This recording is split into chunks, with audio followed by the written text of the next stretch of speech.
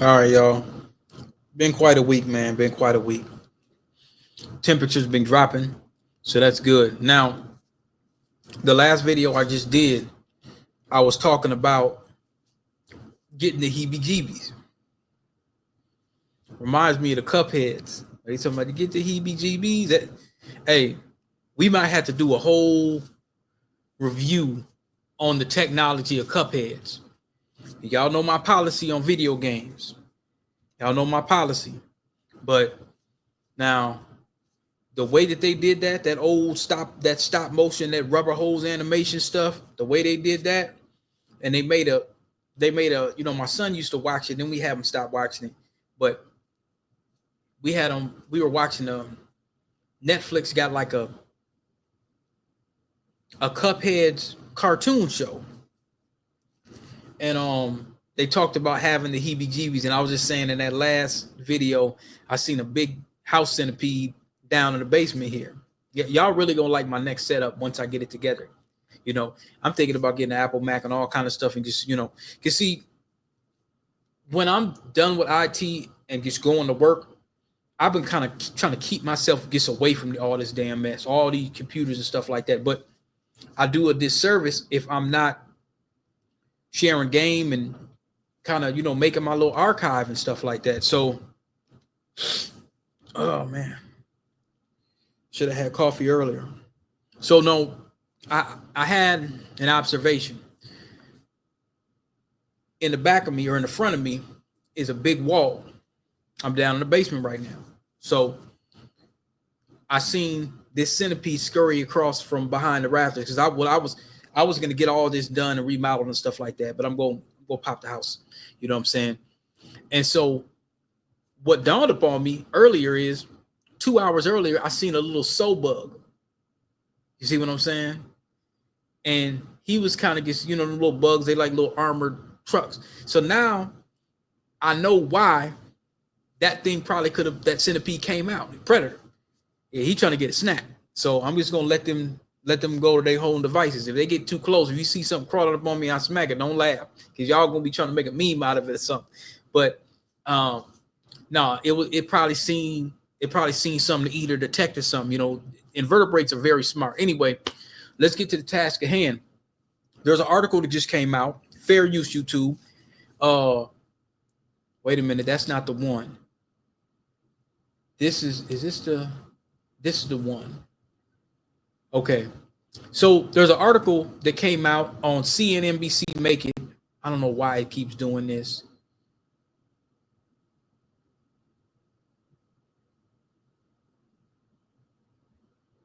All right, there we go. Remember, I had a push. I was an advocate for remote work. But now in my situation, I had dodged hybrid for forever.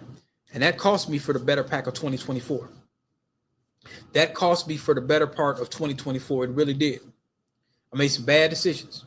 So paying for them as others that may have done the same. So with me, I was always talking about, well, you might be able to double up, or you might be able to, if you could find something, you shave off a lot of them politics. So I'm going to let this article play, and we're going to analyze it piece by piece. And you're going to be like, well, DP, what the Sundown towns got to do with it? Well, for one, we'll get to that in a moment. But there's a reason why I decided to put that piece to get some historical context too, as to why, I bring that up. So we're going to go ahead and play this right now. Fair use, YouTube, fair use. And Dell. Federal workers. Employees at the Washington. AT&T, Amazon, and Dell. Federal workers. Employees at the Washington Post, they are being ordered back to the office 5 days a week. In the years following the pandemic, remote work became the new normal. But that's not the case anymore. I think a lot of organizations threw a lot of trust that they had built up with their employees out the window when they shifted very quickly away from all of the rhetoric around this is our new normal. In 2022, fully remote jobs were about 1 in 5 job postings on LinkedIn. Today, that's down to about 1 in 12. About 60% of the applications on LinkedIn are going to remote and hybrid roles, even though This they be getting some funny dudes in front of cameras, man. Anyway, so now remember, there was a war that was going on. There was a war going on where a lot of people was refusing to come back to work, refusing to come on site. During the pandemic, they really couldn't force you to do so, especially if it was like a remote job. It's a job that you could have did. People start taking, the power was back in the employees' hands. And remember, I told y'all, you might want to monitor this. It could be some changes, but my thing was remote forever. When I got back in the office and just dealt with just the politics, it almost felt like going into the yard or something like that. Like I literally just walking around for the first couple weeks, I had to really get used to it, because I was used to a certain personal space. I didn't want people, like I talk about this all the time. If I'm not talking to, I don't like people in my personal space like that, unless I'm directing towards you. If you talking to somebody else over here, don't come all close over to me. If you talking to somebody else, especially now, it might have been different, but when I worked at different places, I don't recall really having that too much. I just don't know, man. It was just weird. Like I had worked remote for 4 years or so. The beginning of the pandemic of 2020, what they were doing, and I'll turn this back on here, what they were doing on the beginning of 2020, that's when the pandemic started. So they say, right? So they had already been kind of talking about what are we going to do? What does the workplace look like where I worked? And at that time, I was also house searching, because during this pandemic, my son was just born. I didn't want my son in the apartments. You put this back on me again. I didn't want my son in the apartments. There was a bunch of dogs, and it was an environment. Like when I got back to work, y'all, like I might have to do a broadcast just simply on just this subject alone. But just the other day, man, I'm working and I'm in the restroom, and folks don't be washing their damn hands like that. I know some black folks that could listen to me right now and be like, man, I know exactly what you're talking about, bro. I know exactly what you're talking about, bro. Folks be they come right. I seen a dude come out for a number 2, and he just and gets out. Not even 10 seconds. I'm like, man, that's what I don't want to do your potluck. No, I'm good. Because I used to see this stuff before the pandemic. Y'all back into this. That's why a lot of black folks like, man, just give me some remote. Because dealing with that, like we just came out of a pandemic and y'all still doing what y'all been doing. Y'all ain't changed. You still doing what you've been doing, barely washing your hands, all extra, just rambunctious with it. And so, that's why a lot of us was kind of like, man, let's shave off some of them politics. You're not getting sick as much. Those are kind of things that we were thinking about. So we got used to kind of being at home, saving on gas. For example, like my basement, I was about to remodel this whole thing. This thing was going to look like the Taj Mahal. People doing projects, all of that kind of stuff. But now you're kind of back under quote unquote 1984 in a way. You're back, you've lost your power. You're subject to the man now. You see what I'm saying? You're kind of subject to the man. You're going back into what it used to be. And that's a hard change for some people. Like I say, I was not used to folks just being all up on me and too damn close. And you don't got to be that close. You know what I'm saying? But, it was a psychological thing. there are only about 20% of overall job postings. Nearly half of hybrid and remote employees. Let's go back to that. roles, even though they're only about It's down to about 1 in 12. 60% of the applications on LinkedIn are going to Dude's remote and glasses, hybrid man. roles, even though they're only about 20% of overall job postings. All right. So now LinkedIn applications, remote and hybrid, about 60%. This used to be around 75 to 88 not too long ago. Then it says LinkedIn, remote and hybrid, 20%. Now,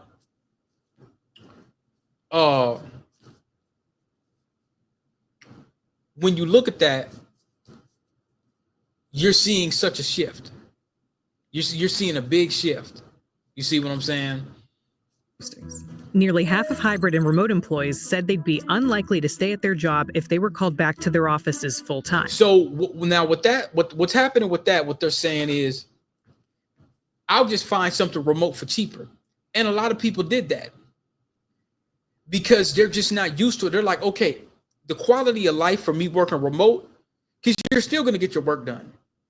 They really don't have any case studies on people not getting their work done. They were happier. You see what I'm saying? So they're like, well, half of us, we just bounce. And some people feel like, well, the work that I do at wherever I go, if I got to go back in office, I'll go back in office somewhere else. For example, I worked at a place doing ISP work. If they would have told me you got to go way out here to the boondocks, I would have said no. I would went and found something else.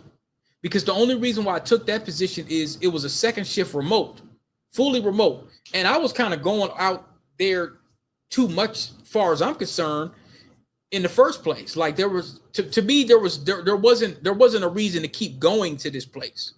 You see what I'm saying? I didn't really, to me, it was too much already that they were already bringing me out. They said it was fully remote, but then there was too many days that they kind of wanted you to, and it was far. So I had no interest on going. You see what I'm saying? So let's continue. And if employees do choose to stay, some rebel against the mandates by only making brief appearances in the office, otherwise known as coffee badging. Coffee badging. I believe I had a podcast that I did for you guys actually talking about coffee badging. However, some workers are welcoming the switch. When Amazon announced fully in office, I was excited to get in there in person with all my teammates. So what's causing the push for employees to return to office? And what does the future of work look like? Fair use, YouTube, fair use. There are a couple of reasons why companies might do a return to office mandate. One, they have real estate and they want to make use of it.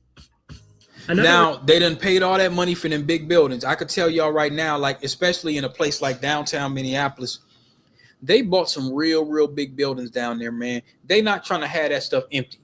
Reason is that companies may think that workers are possibly more productive in the office. Productivity Here's this translates dude to again. profits. Shifting labor market dynamics is another one. While by broad measures, the job market is doing pretty well with unemployment low and still adding jobs, we do see that the momentum has shifted back to employers. Basic economics. When supply is up, there are fewer reasons for employers to offer incentives like flexible work. There are also certain types of leaders who are more likely to make these demands. We found return to office mandates are more likely in firms with male and powerful CEOs. They are used to working in the office for 5 days a week, and they feel that they are losing control over their employees who are working. Now, that is something, you know, what's going on here. Anyway. Oh, that's the wrong one. Hold on, what's the... Yeah, that's the wrong one. Anyway, so now,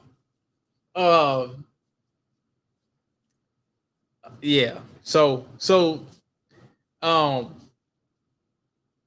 I see executives, they be in the office. Some of them is doing hybrid, but a lot of them, like the big wigs, they in the company. They're like man in the boat. You got the captain on the ship. The captain can't be sitting at home all the time. You know what I'm saying? So they like, no, we want you back in. From home. And another big reason is stock market pressure. Return to office mandates are more likely after firms' stock price crash. And a very easy explanation for the poor performance by the managers is this is what America likes right here. You see that right there? You see how happy that man is? Let me put a big screen up for y'all. Look how happy that dude is. His daughter's like, man, let me press a button. I've seen people's kids and sometimes in the video and stuff like that. It was a different shift. Look at that dude. He's happy. You know, he got his well, I'm assuming that's his other daughter. I don't think that's his wife, but you know, she's sitting back. You know what I'm saying? This is a paradigm shift in America. They don't want this. They don't want you happy. Explanation for the poor performance by the managers. Look at him. Shout out to my man Cyber International. He out there in Africa. He on the beach. This is what he doing. You had a lot of these companies like, hey man, you know, I want to put chains on you. I want you thinking like this is a plantation. I don't want you sitting on the beach and you know what I'm saying? Like, you know how happy, look at this dude. He got his coffee. He's on the beach. He's in a subtropical environment, chilling, doing his work, man, getting his job done. Employees are being lazy at home. The most common industries with RTO mandates are finance, insurance, and real estate at 32%, followed by manufacturing at 30%. Well, manufacturing, a lot of times, you know, you got to come in. I mean, that's on site. You know, you're dealing with buildings, HVAC, and you know, whatever. I mean, you're gonna have to sit down. You know, you got to come in and you know, you're not really gonna, if you're doing work like that, especially physical stuff like that, like when I was installing the cameras, you can't do none of that remote, you know. Return to office mandates are also viewed by some as back channel layoffs. A June 2024 Bamboo HR survey found that 25% of VP and C-suite executives and 18% of HR professionals admitted to hoping that their return to office mandates would lead to voluntary turnover. Amazon CEO Andy Jassy denied in an all-hands meeting that the company's 5-day in-office mandate had anything to do with this. These organizations may think that their goal is to, remove X%. That's not going to fix whatever is going on in their organization. I think what people really want is to work in organizations that have been very deliberate about what they're doing, so that if they have to come into an office every day, they're not spending the entire day in video calls with people in other offices or working from home. Yeah, and see, that's another thing. If most of your team is in different states, there's actually no reason. Look at this. I'm trying to keep up to date with my black media. Let me see here.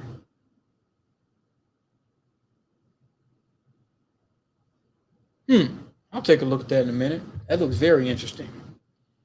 See, the center's killing it. 300 million. Come on. Come on. Anyway, yeah, here's the thing. This is the thing, and I was talking to somebody at work about this one day, or it was somewhere I can't remember where it was, but there was a woman, or I don't remember who I was talking to, but anyway, somebody was saying that, give y'all a little more gain, because it's going through the stream and I'm not recording off the podcast machine too. I mean, I am, but I'm not recording the actual audio in the machine. So the audio is going straight into this StreamYard right now. So now they were talking about how, we were talking about Wells Fargo, that lady. Let me see if I can pull this up real quick.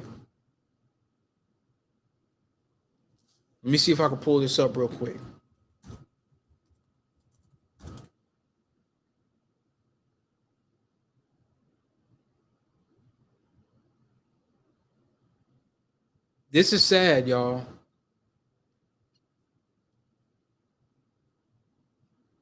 Sudden cardiac death. Now, she might have had health issues before. Obviously, there was something going on. But this lady was found dead at her third floor desk. Now, they said she had a past medical history of chronic pain. The last time she scanned her bags to get into work was on August 16th, 4 days before she was found. 4 days, y'all. A report from the medical examiner reviewed. Another employee was walking by on August 20th when they found her in her chair slumped over. So she was found dead at her desk on August 20th. Okay. They didn't find anything concerning at her desk. No foul play. They said she had a medical history of pain in her shoulders. She had a history of cervical neck pain around her spine, according to the Cleveland Clinic. I guess they said the hell with HIPAA.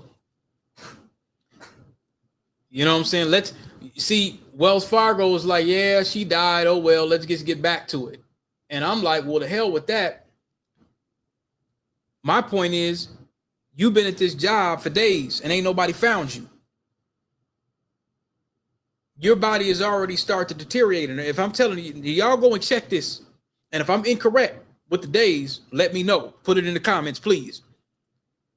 But your body's already deteriorating them first couple days. So ain't nobody found you in days. So you walk in, what's that smell? Because you require somebody to be in office. She's the only one there, right? Maybe she just wants to go in all. I don't know. But that says a lot. That a company, you come into the office and you're the only one there. Now, I've heard of stories where people got to come into the office, but there's hardly nobody else there. Even during the pandemic, I've heard stories like that. And that's really, really sad that something can happen to you and don't nobody know. You see what I'm saying? That's real sad, man. That's just sad to me.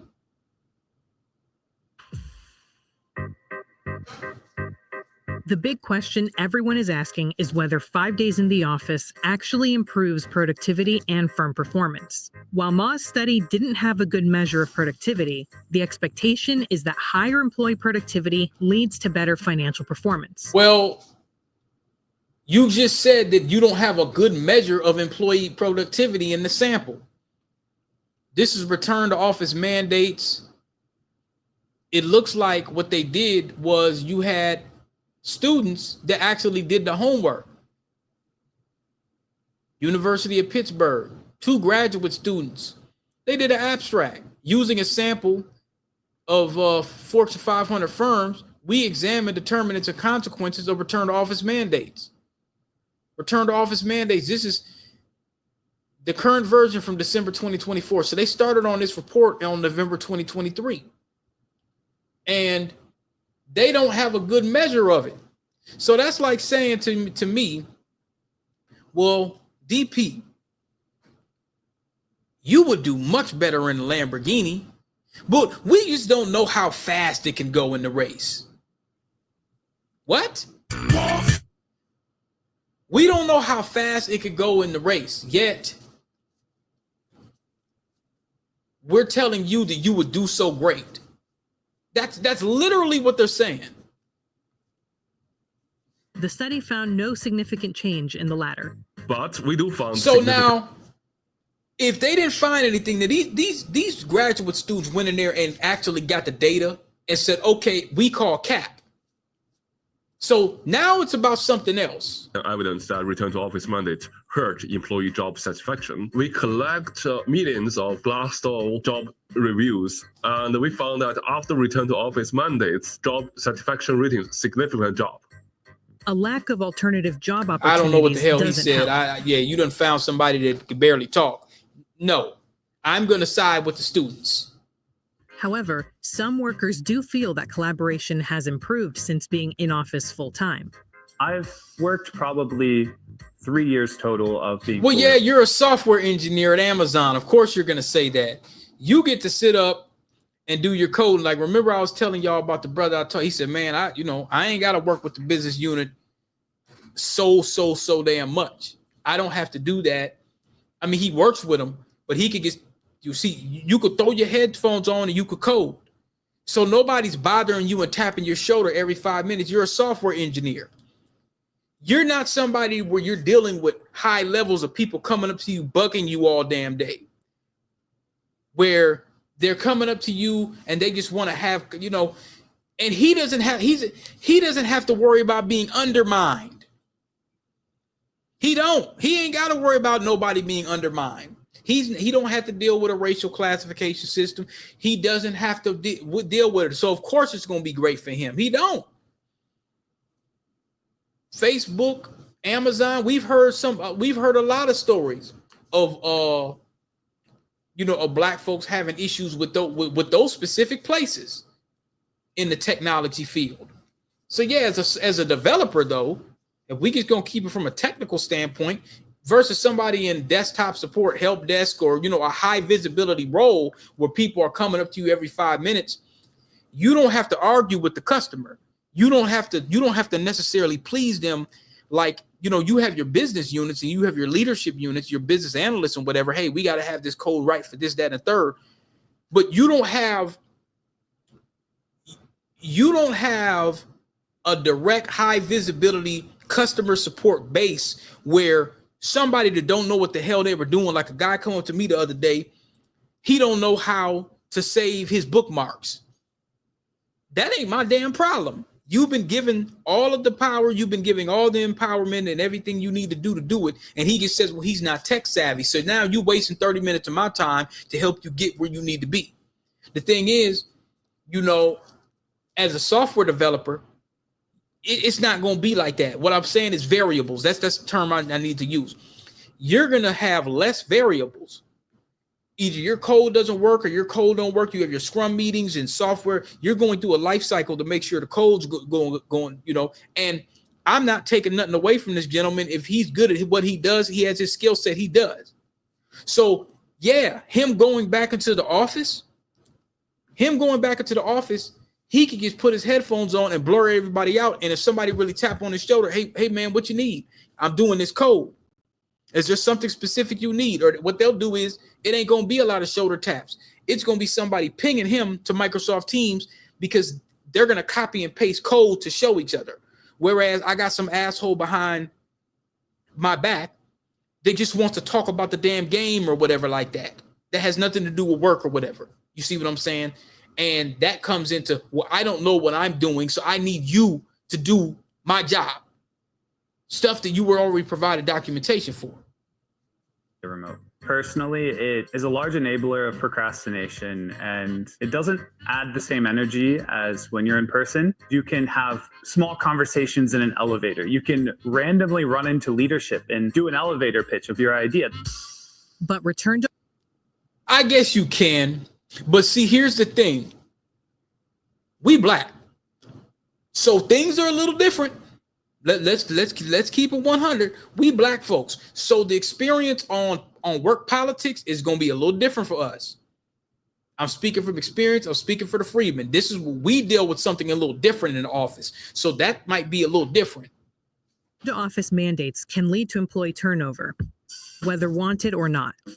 We found that after firms impose return to office mandates, their turnover rate significantly increase and their hiring rate significantly decrease. And it also takes significantly longer time for firms to hire new employees. And what's more important is the people who are leaving the firm are not the people you want to lose. These are the female employees, the most skilled employees, and the senior employees.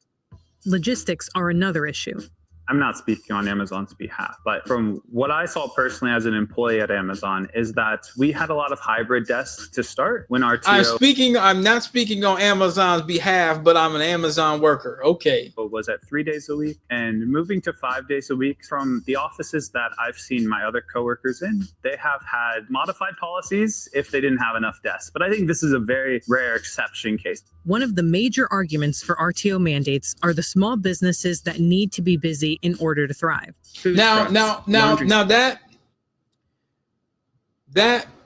That's true.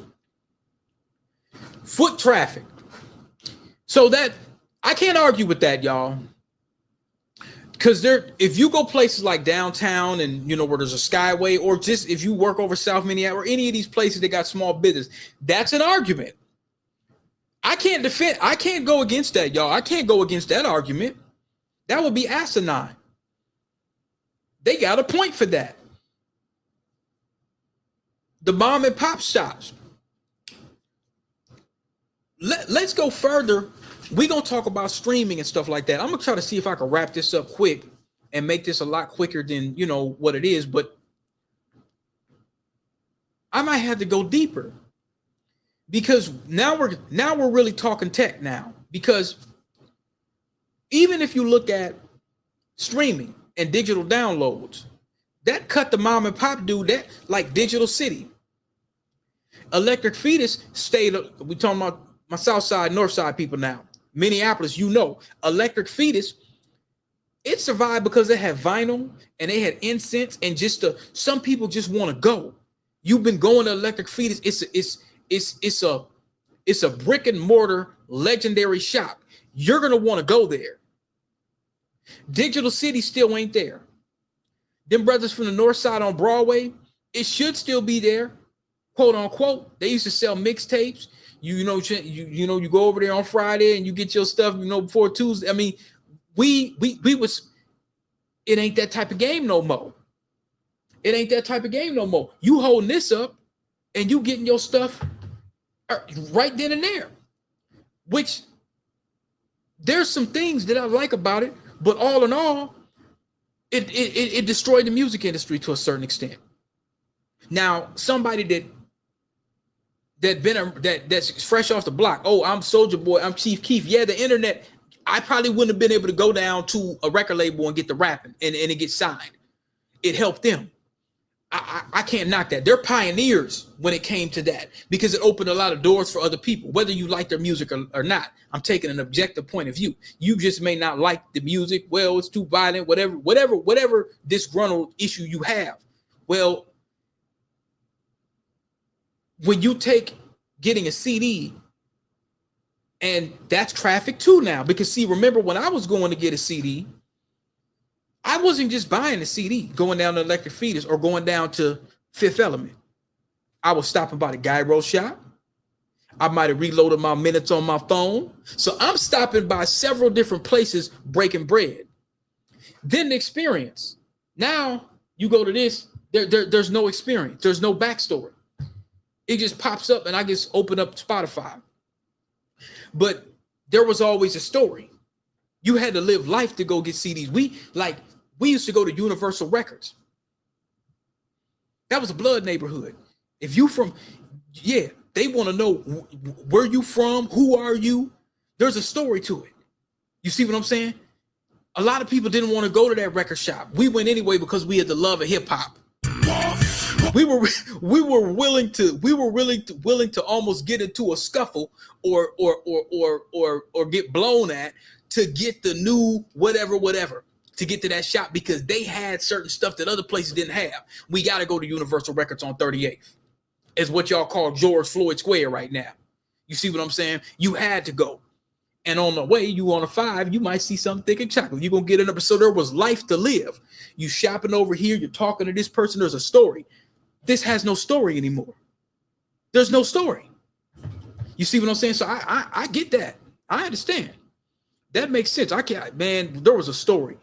I could go on for days about certain stories and things that happen. There's things that I probably won't say, but there's stories that I have that are so deep and so intricate on just going to get music. You see what I'm saying? Almost damn near getting frostbite in certain situations because you got to cross a highway to get to Circuit City for the Stillmatic. Because the Stillmatic bonus disc on the Nas got extra couple songs that you can't find at other places. You had to go to maybe Circuit City or Best Buy. I did that. You see what I'm saying? So, I'm speaking from an experience of not just going just to get a CD. I'm speaking from an experience of, okay, this is a lifestyle now. Like when you talk about hip hop, I really lived it. I lived, from the consumer standpoint, I really truly lived it. You see what I'm saying? So I'm going by what, so yeah, stopping by. Yeah, I can't argue with that. Small business, services. There are a lot of businesses that depend on workers in the office, and when workers are not in the office, these businesses don't do well. I think will happen in the next few years. There will be more firms trying to call employees back to the office, but most firms will still be hybrid rather than 5-day return to office. Ma believes that smaller firms will not follow the lead of larger ones on RTO because they can't afford to lose talent. So the big firms can afford losing some talents in the short term, but the smaller firms are actually providing flexibility as a way to attract talents from the bigger competitors. You know what? And that's true in a sense where I was talking about, I notice a lot of smaller companies, small to medium-sized companies, especially when it comes to coding, cybersecurity. I talked that to some of my guys. I said, man, you're seeing some of those. I done still saw some of those positions, and they're very coveted. It's getting extremely competitive, super, super competitive, fully remote, work anywhere in the world. Because they know people want to keep that work-life balance. And they don't have to pay for real estate. They don't have to pay for real estate. They enjoy giving that flexibility because they don't have to necessarily damn near have an office. They can ship you your Apple Mac Pro and be done. Yeah. They can ship your Apple Mac Pro and be done. Popular methods that organizations have used to adopt hybrid work models are to enforce a 3-day in-office mandate or use a team choice approach. The team choice approach is better than 3 days in office mandates. When firms impose 3-day return to office mandates, it creates a big trust issue. Basically, the managers are telling employees that I do not believe you are actually working at home. In contrast, by allowing teams to make the best decisions for themselves, companies are actually empowering teams. Organizations also have the option of reversing an RTO mandate based on employee feedback, like H&R Block did after initially announcing a 3-day in-office mandate. One trend that's currently favoring employees is demographics. The population is aging and our workforce is set to shrink. As that shrinks, employers are going to have to do more to attract employees, and offering flexible work might be the thing that they have to do. At the end of the day, there's a lot of people talking about RTO as a very simple answer for fixing a lot of very complicated and complex problems within organizations. Maybe it has a role in certain environments and in certain cases done thoughtfully, but if we think we're going to kind of Now, y'all know why I'm grinning. Y'all know I be trying to keep it technical, but you be wanting to roast. I know y'all looking like you trying to keep a straight face too. You see what I'm saying? But I'll go on with the story. But you know, especially thinking back in school or something like that back in the day, man, please. You want to roast. You want to start roasting, but you know. Wave the magic RTO wand and fix some really fundamental problems in our organizations. Okay, we're going to be pretty disappointed. All right. So now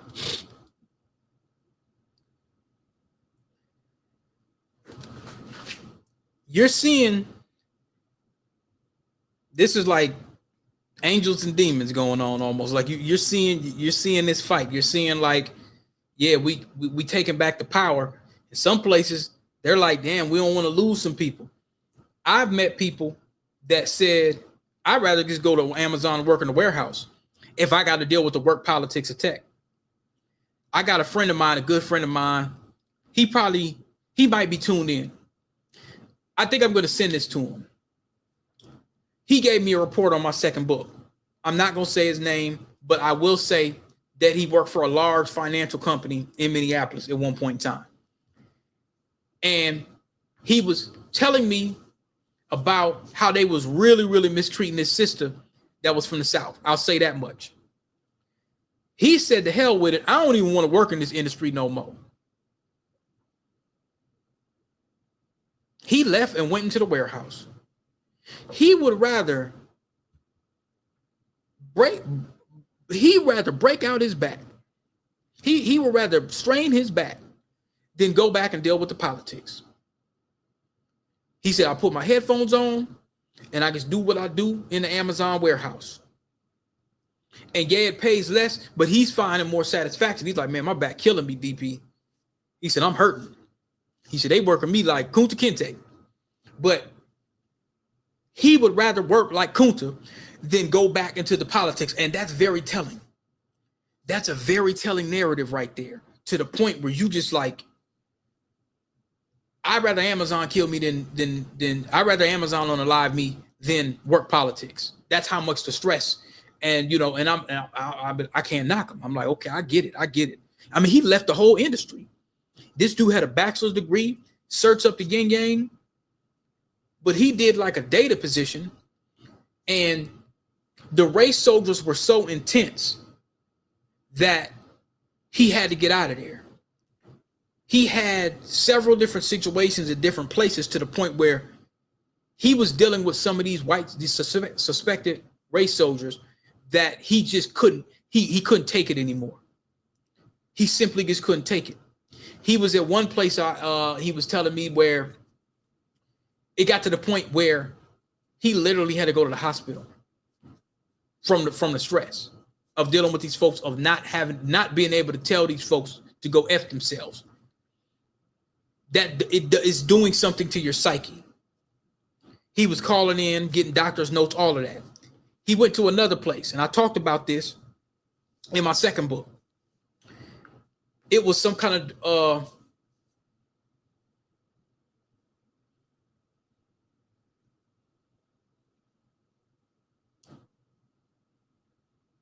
it was a large company that produced probably one of the biggest first person shooters in the world. HR was giving him total subversion because somebody was subverting him in his job. After he did that, I think he was at a financial institution in Minneapolis somewhere. And that's when he was with the sister from the South and dealing with that and how she was getting me. I'm done. I'll go in a warehouse and just be dusty and break my back. It got to that point. He was not a black man, you know what I'm saying? But, you know, that's my guy. So he was experiencing a lot of stuff that I had experienced. Now, I experienced some stuff, but not to the degree that he was telling me, like the stuff, like I didn't have to call in. There was a couple times where I felt like I didn't need to go to the hospital, but he went a bunch of times, to the point where he was like, okay, this is messing with my health. This is literally messing with my health. So, you see what I'm saying? Them work office politics. Some people are really trying to get away from that. Now, DP, you mentioned earlier, sundown towns. Why would you say anything about what does sundown town got to do with it? Because we were thinking about moving away. We were thinking about finding places, because that's another thing people been thinking about. Y'all see what's going on? Y'all see the direction this thing is headed. Folks been thinking about acres, right? Okay. So you got to go damn near an hour to 3-4 hours out the damn city to find something, to find land. And you know what I'm saying? The thing is, outside of the city, you're not going to see a lot of black folks. Now, you may say St. Cloud, might be Rochester. There's a couple little places, but you're not going to find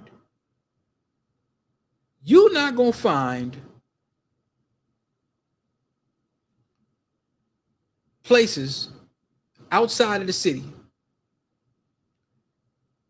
Now, you got to think,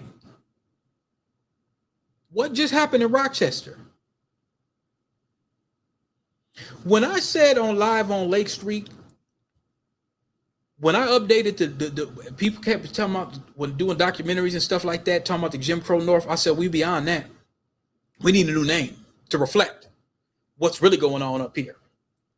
And I had to let folks in Minnesota know, because they didn't know. Niggas didn't know like that. Dred Scott happened in the Wisconsin territory up here. Yeah, Dred Scott happened in the Wisconsin territory up here in Minnesota. You damn right you did. And I said, no, this is the Dred Scott North. We were starting to look at places, and I seen a couple, oh, they got some land here. They got damn Sundown town. You had this one brother, he moved out somewhere, I think it was Buffalo, Minnesota. He was like, man, I wish I would have never lived. They operate out there. They were operating out there like a sundown town. We were looking at that. This is 2025. I shouldn't have to be worried about this shit. I had to pull up. Now, rest in power and rest in peace to James Lowen that went on the edge and wrote this Sundown Town book. I learned about that in Hidden Colors.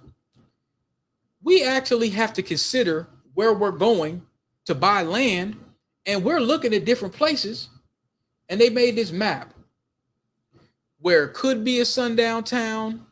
Now, I'm not saying that you're necessarily for show, somebody's just going to string you up. But I got kids. You see what I'm saying? I got a son.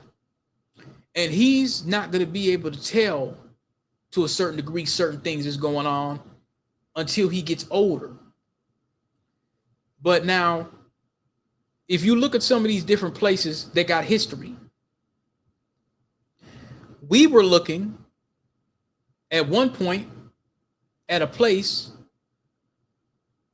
Now look at this place. This is Grand Rapids.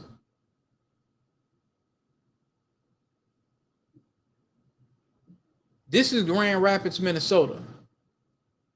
Now they got it under Collarine or something like that. Collarine, Minnesota. Now this guy right here, this is where they're basically talking about the black folks that live there, or, could it be a sundown town? Now, we're coming from the perspective of black folks, people of color, for the sake of being black folks, people of color, and white people just being honest about what they report. You see what I'm saying? Because when people go to some of these places that they suspect to be a sundown town or had history of being a sundown town, you seen what just happened in Rochester.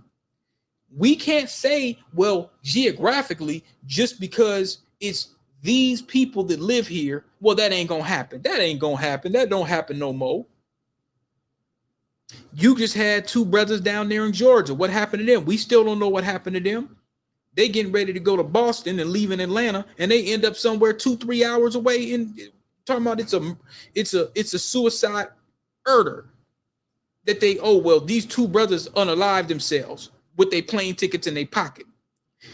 But we're being told that don't happen no more. Well, DP, you're overthinking of it. Damn it, I got kids. I have to think about these things, where I'm going and where I could be. So now this place right here, this was a place in the area where this guy, this is a long one, so I might have to come back and look at it, but they said the town of Grand Rapids is 6 miles from Coleraine, the county seat, and was going from 1,000 in 1900 to about 5,000 by 1940. One black, always referred to as N-word Dave, worked in a restaurant and appears to have been quite alone. A couple times a year, he would offer possum and turtle soup, and the community seems to have taken advantage of the opportunity. He went to church. There's a picture of him on the wall of the local historical society office and is quite decked out, including a derby hat regularly, and seems to have been quite tolerated, more so than the Indians, who particularly in the early years of the town were not respected, to put it mildly. Here's something that they do a lot of times, and we know that. They'll have like a nigger Dave or a nigger Dan or a nigger or a Aunt Laura, not Miss Laura, Aunt. So they give you that quasi respect, and they might have one. So they can't say that it's technically a sundown town. Well, nigger Dave's right over here. We got one of those, we like nigger Dave. Oh, rub his head a little bit. They'll have one. You see what I'm saying? So whoever wrote this is a Tasky County resident. Now y'all keep talking about, well, what people will say, well, you way up north, you ain't got this. You ain't got this issue. Yes, you do. This is the history here. So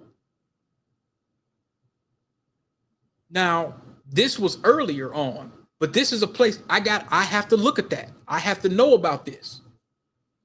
Blacks were not a regular element here.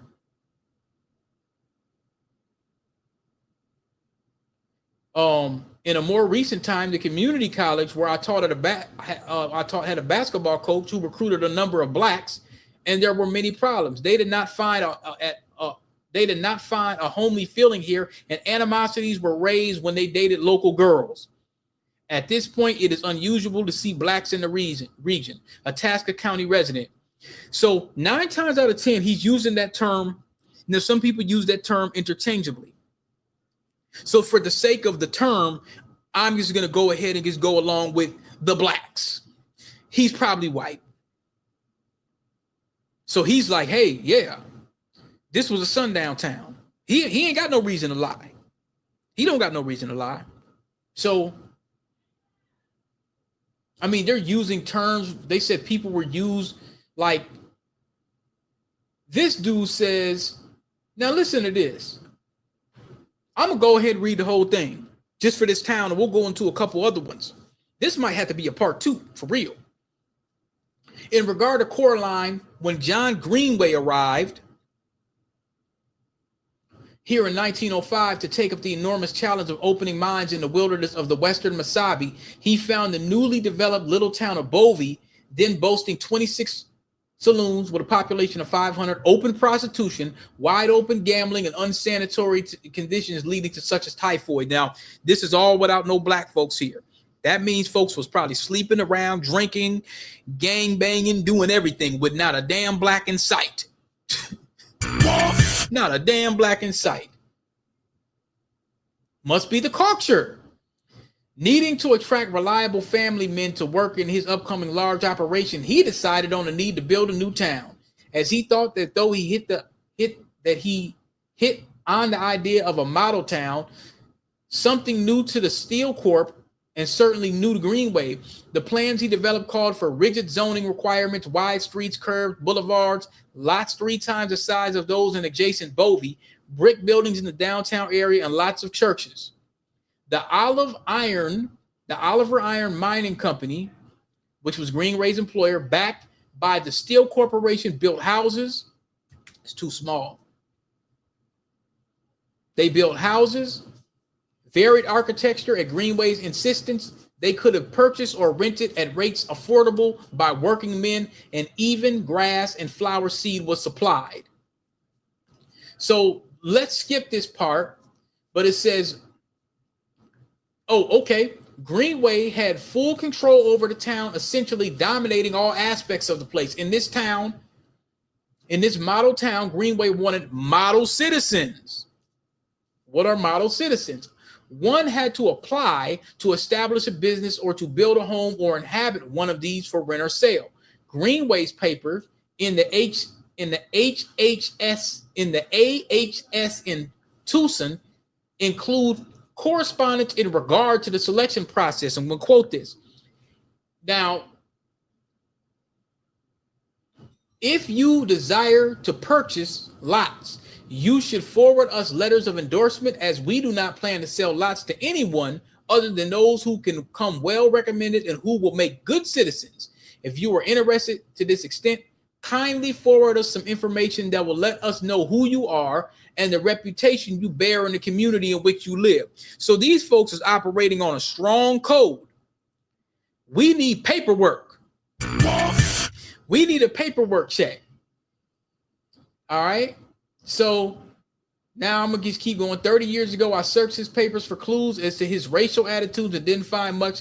He was referred to a local as a good Jew.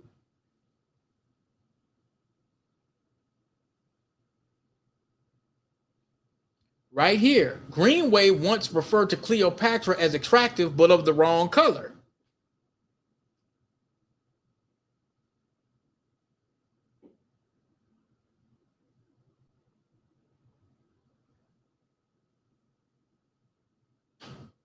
Having to offer explanation as to who was allowed in Coraline and who not, Greenway could choose as he saw fit. He was a Southerner with relatives who had fought for the Confederacy, a graduate of Yale, where he played a significant athletic role, a hero of the Spanish-American War, one who shared roughly in the ideology of TR. They desperately tried to resurrect the Rough Riders in World War II, and he went on from Minnesota to accomplish great feats in copper mining in Arizona, and today resides next to Daniel Webster in Statutory Hall in D.C.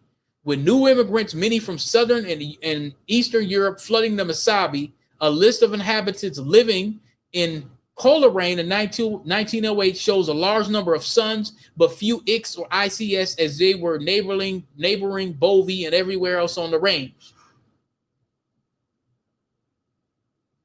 Greenway left Minnesota in 1910, and Coleraine became an incorporated city.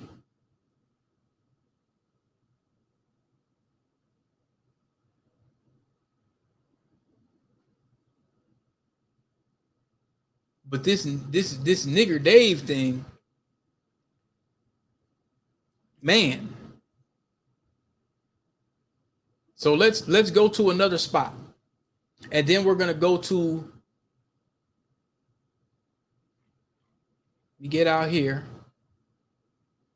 Now St. Cloud, that's up. Now we went there. That was way up north. We're not gonna go to Fargo. Paynesville.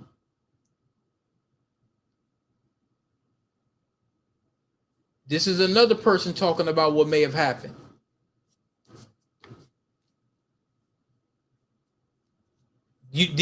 See, this stuff you would think will be only relative to the South. Oh, no.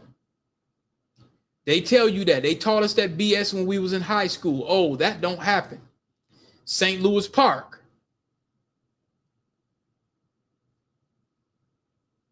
(1952). Now, St. Louis Park, as we know, it got a Somali mayor. You see what I'm saying? But St. Louis Park at one time, they said in 1952, a black research physicist at Honeywell was threatened with eviction from a house he had rented owing to race. This wasn't that long ago, a couple years before Emmett Till was lynched. According to the Minneapolis Tribune, as a result of the work of the local ministers and the stand taken by the owner of the property, Lewis was allowed to remain. You see what I'm saying? Now, St. Louis Park, it's changed over the years. Let's go somewhere else. Edina. Well, we already know about Edina was a sundown town. You ain't got to go into that. Now, let's go to something a little more recent that just occurred. I wouldn't live out here. Stillwater is very suspected sundown. There's not a lot on there. I could actually give some, it's some black folks out there, but I could give some proof to that. They got some occurrences out there.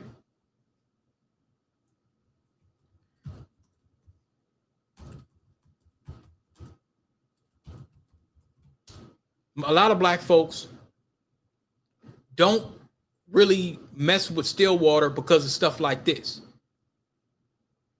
Now, they were chasing down a Somali woman and her kids, Sophia Rashid, the Aryan Cowboys that are suspected to have law enforcement ties. Black folks don't really rock. They don't really rock with Stillwater all like that out here.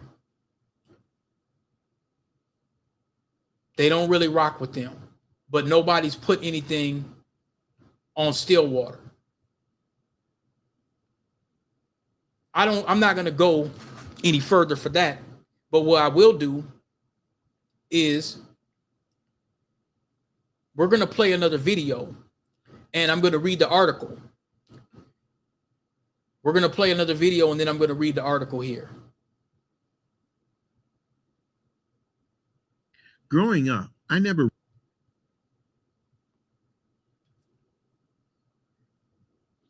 Y'all, these are things, and it's not a scare tactic, but these are things I had to do a little research as to what other places, because I want to stay in the state. And I had to kind of look at different places. And when I start doing my digging, I start saying, well, yeah, it can happen anywhere. Yes, of course, it can. But I had to do my digging, and I had to say, wait a minute, hold on. Let me look at this for a second. Realized my neighborhood carried the weight of a. All right. Now, this brother is talking about what he experienced and when he had to do a little bit of history. And then I'm going to read the article.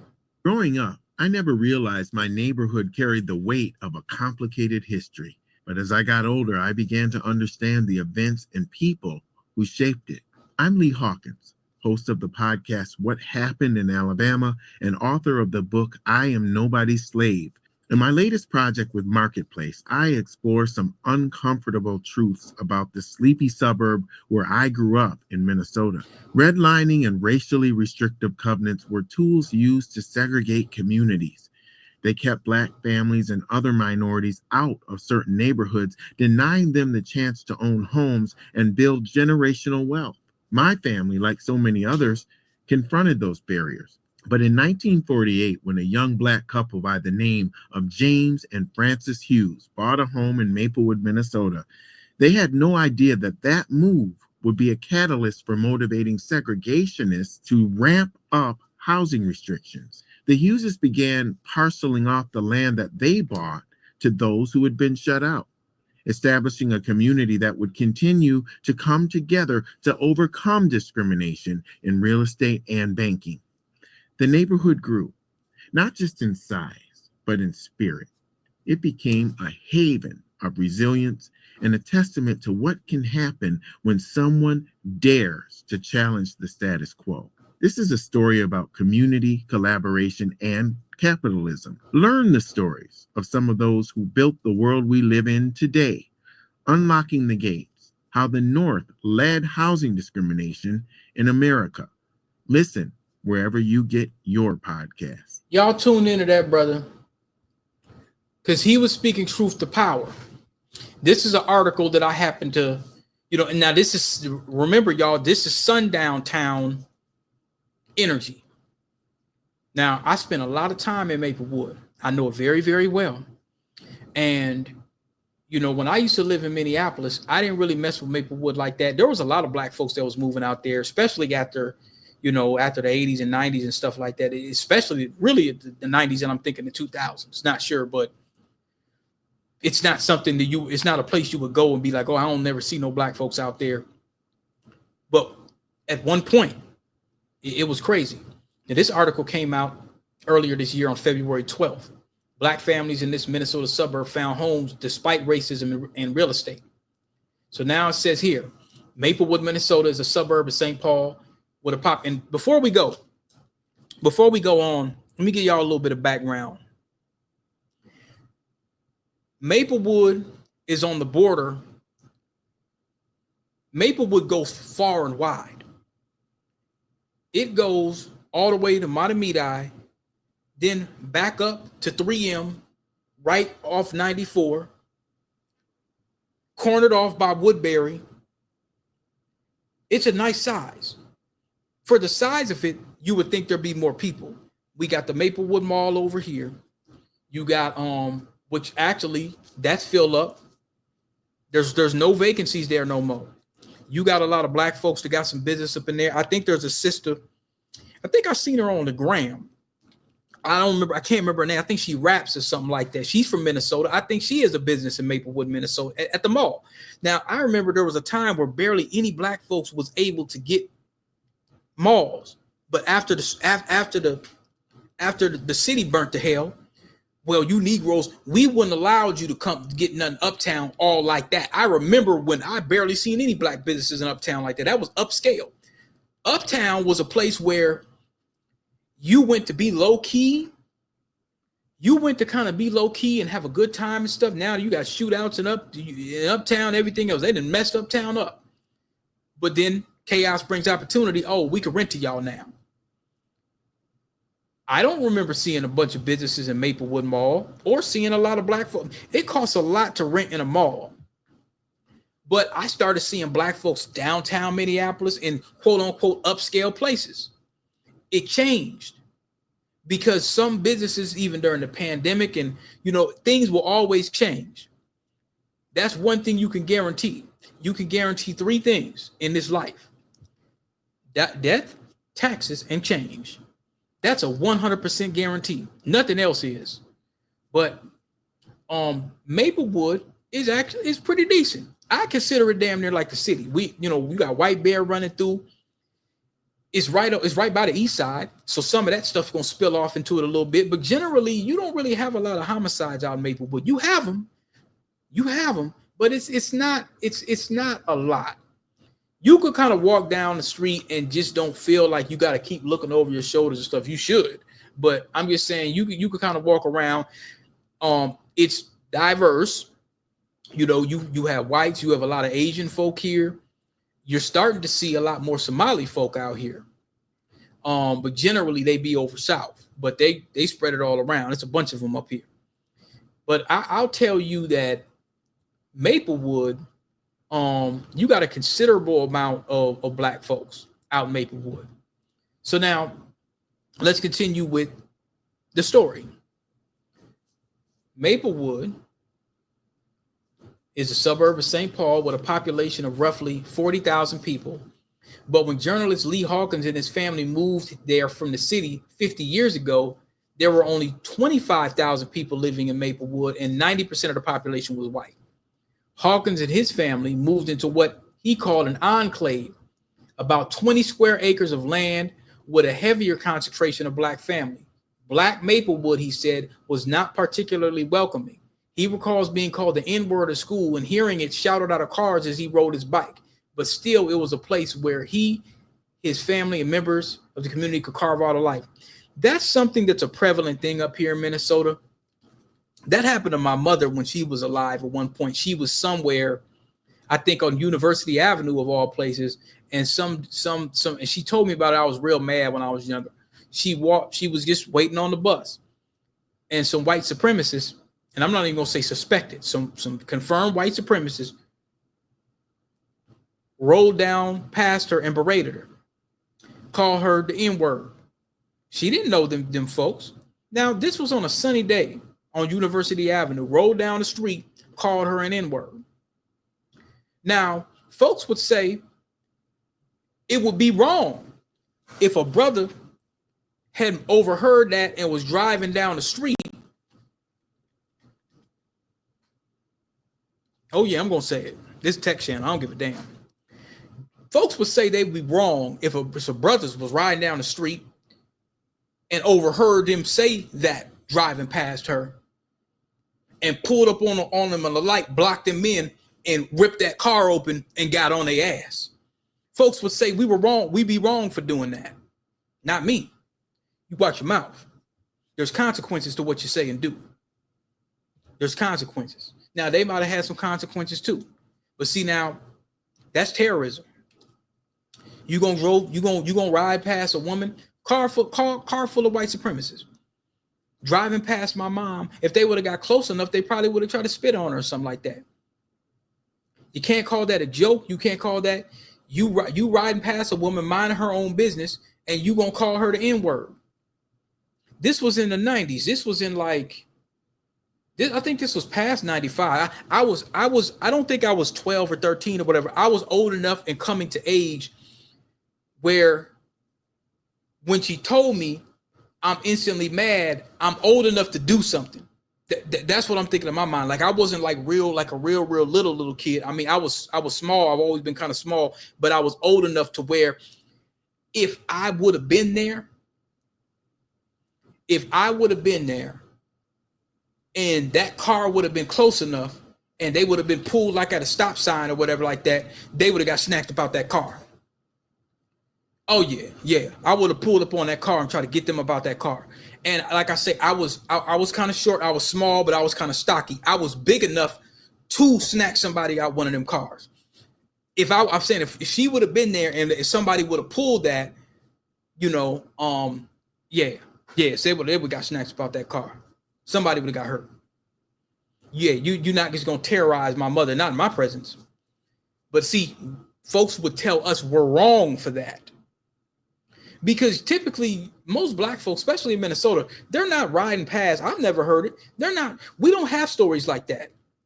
We're not riding past somebody calling them racial terms, because we deal with that. Now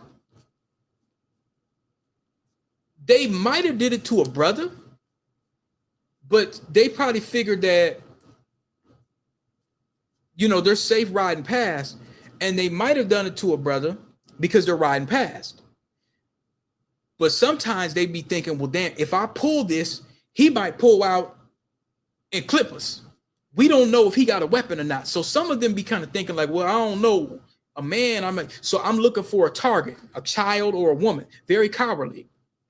That's how they get down. It's a lot of cowardly attacks. I could pull them up in some of these sundown towns and some of these places, even Stillwater, where black folks were by themselves. They didn't really have no backup. So something happened to them.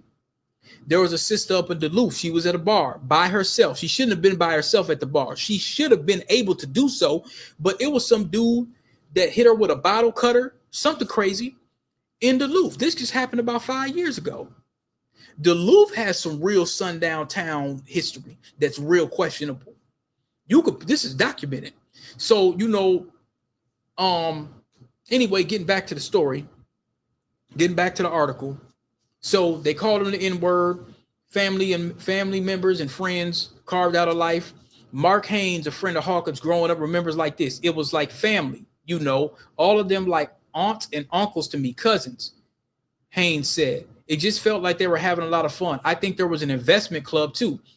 That wasn't always the case. The first black families who moved to Maplewood only arrived 30 years prior. Those who lived in the neighborhood earlier experienced cross burnings and found dead cats on the doorstep. Y'all, this ain't the South. I keep telling y'all, let's abandon the Jim Crow North. Keep it that Dred Scott. Keep that title. This is Dred Scott, bound to we don't have to respect blacks at all. These are cross burnings up here. Now, they told us when we were coming up, hey, yeah, you get ride a Cadillac, get you a white woman up here to be okay. That didn't happen up here. That's those Republicans and all that. See, they try to play that little game. These folks was pulling that off right up here. So, dead cats. So you unalive the cat and put it at the doorstep. That's a sign. We'll hurt you. So they stayed and they often thrived. They didn't flee. They didn't flee. And that opened the door for opportunities for generations to come. So how did Maplewood become a place where black families could build lives? By not fleeing, not being cowardly. It was not without overcoming serious structural racism. In fact, some of the most devastating housing discrimination included the use of racial covenants to lock anyone who wasn't white out of entire neighborhoods. In violation of the United States Constitution. So these confirmed race soldiers, they were just saying, well, yeah, we're patriots, but we're just going to break the law. We're just going to literally break the law. Took hold in Minnesota in the early 20th century, and the fight for restorative justice continues today. So these black folks were never compensated or paid. They didn't get reparations for what happened to them. Building Black Maplewood, James and Francis Hughes were essentially the founders of Black Maplewood. It traces back to a transaction that unlocked the gates of the Minnesota suburb for dozens of black families who were seeking better housing and schools and safer neighborhoods. My grandpa was able to find someone that actually sold the land to him out there, and that's where it really started, Carolyn Hughes Smith said. That's Carolyn Hughes Smith. Now, she's in front of her home in Portland, Oregon. Now, y'all know Oregon was a sundown state. Anyway, looks like she's out there now, which is perfectly fine. Perfectly fine. So these black folks, wherever they came here and had to deal with those covenants. So I'm assuming it was probably a white person that said, you know what? I'm going to sell it to y'all. I don't care what anybody says, which is good. But first, that step proved difficult. As Francis Hughes explained in the 1970s, this is in the 70s now, the interview that Marketplace got archival access to help from the Alicia Patterson Foundation. It was just after the war. There was a tremendous shortage of housing and a great deal of new development was going on to try to fix that, she said. But my dear, Negroes couldn't even buy a lot in these developments. They didn't need deed restrictions to turn us away. They just refused to sell. But at least there was one person willing to break with that trend. A white farmer named Frank Torek and his wife Marie owned the land that the Hughes had set their sights on. They sold the Hughes 10 acres of land for $8,000, even though a St. Paul real estate company tried to hijack the deal by offering $1,000 more just to keep a black family from buying the property. This is why I was telling y'all I want to find out the deeds and stuff. They said my dad owned property. My aunt that passed from Chicago said that my dad owned property up here. And at one point, I remember when I was a kid, he said that there was a farm that he was wanting to get. My mom didn't want to get it. We'll get into that at some point in time. But basically, man, he wanted to help a black family. But something, either my dad didn't have the money, or I don't know what happened or whatever. But that's why I want to find out about that land. And I'm going to give y'all updates. So anyway, we'll go on further. So the farmer could have very easily accepted the 1,000 and told us no. And there would have been nothing we could have done, Francis Hughes said. So shout out to that farmer, man. From there, the Hughes started expanding housing access to black families. Anne Marie Rogers, another of Hawkins' neighbors, said this coincided with the construction of Interstate 94. I talked about the Rondo neighborhood before, which cut through Rondo, a predominantly black neighborhood of St. Paul, and displaced the families living there.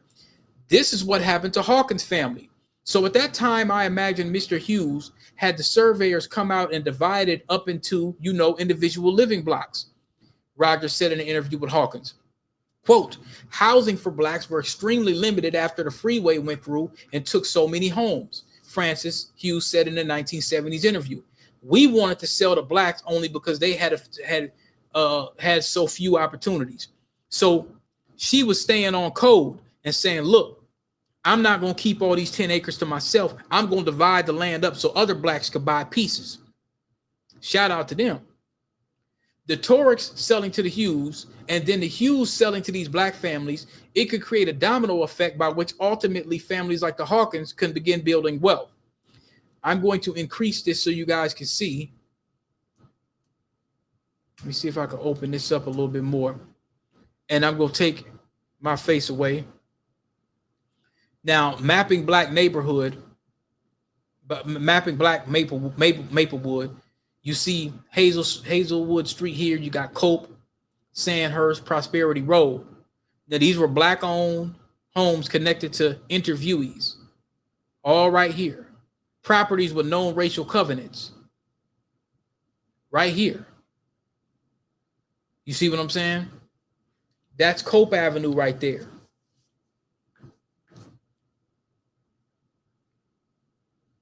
Now, this is a racial covenant data from the Mapping Prejudice. They got that map. This legacy, however, was relatively unknown to descendants of the Turks until recently. Hawkins reached out to Davida Torek, Frank's great-granddaughter. When I received your email, it was quite shocking.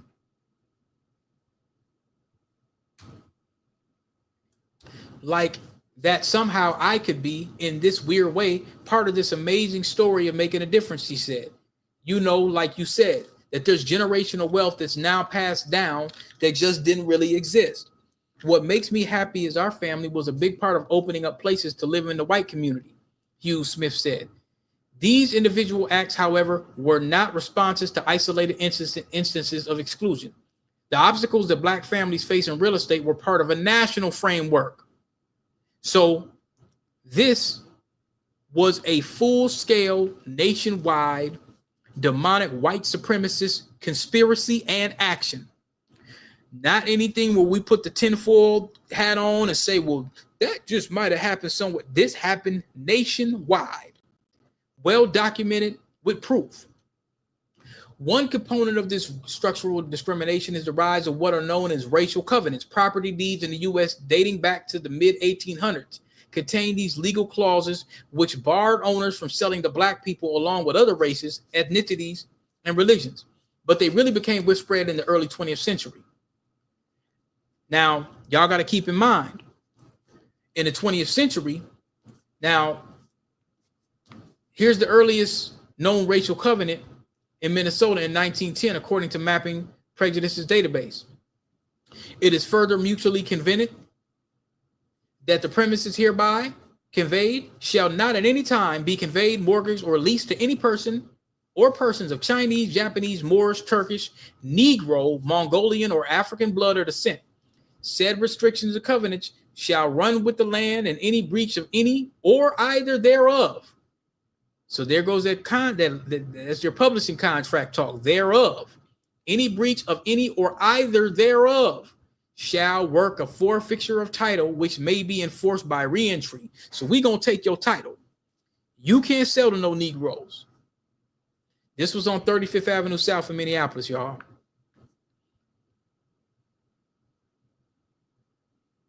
This is about 10 years before covenants really take hold, according to a report by the Federal Reserve Bank of Philadelphia. But at the end of the decade, they could be found in both property deeds across Minnesota and those across the country. The largest developer in Minneapolis at the time, Samuel Thorpe of Thorpe Brothers, was responsible for many of the covenants in city property then. Thorpe was also behind what Peterson called the first fully covenanted addition or subdivision in Minneapolis in 1912. Full-blown Dred Scott Jim Crow. This is Como Park. Como, it's some real funny style folks up in there. There was just recently an issue where this sister was harassed by some race soldier in Como Park. Como, if y'all know about Como Park, it's almost like a suburb in itself. The whole park wraps around. You gotta have some paper to stay in Como Park. You gotta have some paper in Como Park. Colored people excluded. Right here.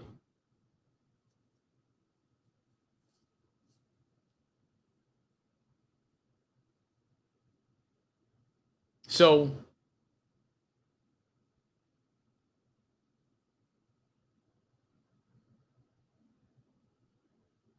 Margaret Thorpe Richards is a Minnesota real estate. She's also the granddaughter of Samuel Thorpe. I really didn't know about these covenants until it was 2019 when I was actually on the board of the Minneapolis Area Association of Realtors. Thorpe Richards said in an interview with Hawkins, I was horrified. It felt shameful. I'm not going to fix anything, but I would like to show up in a way that says, I think this was wrong and I'd like to help make it right. So that's Margaret Thorpe Richards and her son and business partner, Alexander Westlake Richard, posed for a portrait at her home in Minneapolis. In 2020, the National Association of Realtors apologized for past discriminatory practices. Then Minneapolis area realtors issued its apology. So,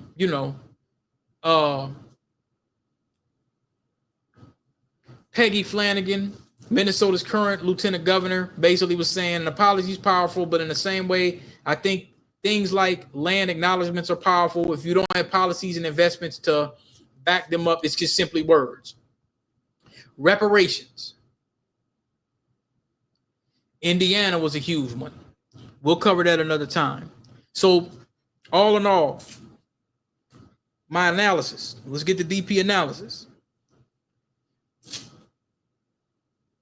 When I was looking for different properties, considering rural areas, stuff like that, I had to think about that. I had to go on these maps. I had to look and see what these places were, look at the history. The whole point, remote. If you can't work remote, you're going to be too far to be able to get land that's cheaper outside the Twin Cities in Minneapolis, St. Paul metro. It's going to cost too much. Half an acre of land in Minneapolis might be $400,000, $500,000. Easy. Half an acre. You get a half an acre over there in the Milwaukee neighborhood, you really not going to get half an acre or acre. There ain't an acre available. But if it was, man, you paying about a ticket. Yeah, you paying a ticket. You ain't getting nothing. You ain't getting nothing for no 350 to 450. You paying about a ticket. Half an acre in the city. Oh yeah, you paying a ticket. Maybe 3. You paying a lot. Now, if you go out to Maplewood, you might be able to get a half an acre or an acre for 4. 350, maybe, probably not, but maybe about 4. When you get kind of around like the Oakdale, Lake Elmo, yeah. But Lake Elmo, you paying 5. Oh yeah, you paying about 5 for Lake Elmo. You ain't getting nothing out there. You ain't gonna get no acre for no less than half a ticket. You ain't getting that. So when you're thinking about, well, if I'm working remote, you kind of work wherever you at. Wherever you want to be. But if they're cutting back on the remote, you either going to do 2 things. You're either going to consider working in a different field or working a different job, or you're going to drive. But nobody wants to drive 3 hours. If you're up somewhere way up north, you're not going to drive 3 hours. You're not going to put 3 hours on the way home and then 3 hours on the way back. You're not going to be able to do that. It's going to be financially. It's just, now some people do an hour. I used to meet people that lived in like New Prague, and they did about an hour drive or whatever like that, because then when you get out there and you look at New Prague, you'll see why. You're going to be like, okay, this is a nice little town. You know what I'm saying? Now, they didn't have some issues out there too, but I'm just saying, for the sake of, do you want a 30-minute drive or an hour drive? An hour drive, you might be able to find a plot of land. You could probably find something, but if you really want to find like a plot of land for around like 10 or 15, you got to go 3 hours. So that's something we had to do. We looked at Buffalo, like, okay, let me check out Buffalo. Nah. That's a probable, that's kind of sundown town that's out there. So that's why I kind of put this sundown segment in terms of remote. Where am I going to live? So I'm not going to chop this up. I'm just going to load it up. I might throw some music behind it. I don't know. We're going in at a half hour, but I'll go ahead and upload this analysis for y'all. I'm not going to necessarily call it a story time. I don't know, but I went a little longer than I was supposed to, but I want to kind of break all this stuff down. So I hope y'all enjoy.